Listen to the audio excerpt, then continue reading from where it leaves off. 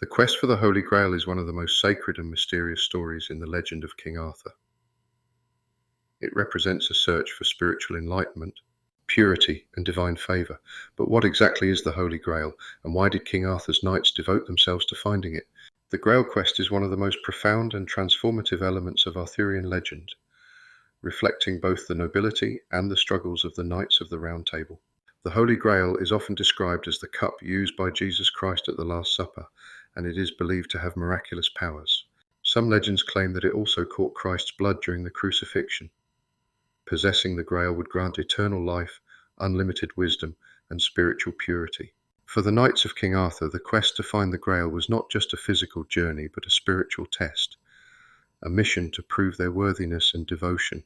The Grail was first introduced into Arthurian legend by the 12th century poet Chrétien de Troyes, and later became a central theme in many retellings of the legend. The quest for the Grail was considered the highest and most challenging of all missions, requiring not only strength and courage, but also a pure heart. It was a quest that could only be completed by the most virtuous knight. One of the most famous knights to embark on this quest was Sir Galahad, the son of Sir Lancelot. Galahad was known for his purity and righteousness, making him the ideal candidate for the Grail quest. In many versions of the legend, Galahad is the only knight who is deemed worthy enough to achieve the Grail.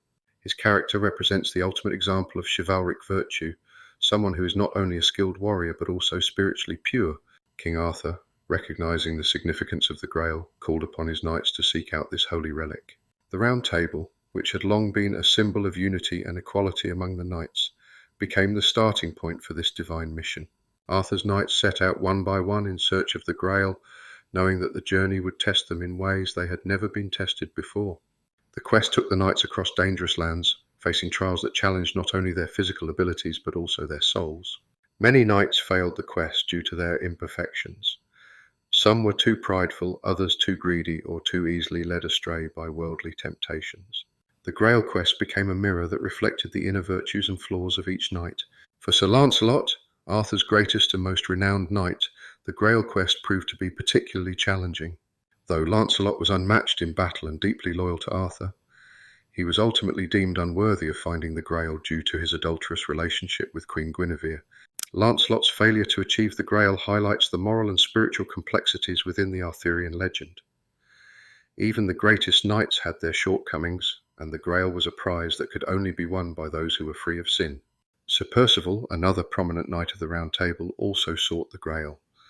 In some versions of the story, Percival comes close to achieving the Grail, but is held back by his own doubts and lack of understanding. His journey is one of spiritual growth, as he learns that wisdom and faith are as important as strength and skill. However, it is Sir Galahad who ultimately finds the Grail. Guided by divine visions and protected by his unwavering purity, Galahad is able to discover the sacred relic. When he finally lays eyes on the Grail, it is said that he is granted a vision of heaven, and his soul is taken up into the divine realm, marking the end of his earthly journey. Galahad's success in the Grail quest is seen as the ultimate achievement of the chivalric ideal, a knight who transcends the mortal world through his spiritual purity. The Grail quest has a profound impact on Arthur's kingdom. Though Galahad's success is a moment of divine triumph, the quest also leads to the gradual decline of the Round Table. Many knights fail the quest and never return, while those who do come back are changed by their experiences. The unity and strength of the knights, once the cornerstone of Camelot, begin to fracture as the kingdom is weakened by the losses incurred during the quest. King Arthur himself never finds the Grail, and in many ways the Grail quest signals the beginning of the end for his reign. Though the quest was a mission of holy purpose, it also marked the downfall of Camelot. The kingdom, once a beacon of unity and strength, slowly crumbles under the weight of its own ideals and the personal failings of its greatest knights. The search for the Holy Grail remains one of the most enduring and symbolic elements of the Arthurian legend. It represents the highest ideals of chivalry and the pursuit of spiritual perfection, but it also reflects the human struggle with sin, temptation, and failure. The Grail may be an object of divine power, but the quest to find it reveals the deepest truths about the nature of humanity.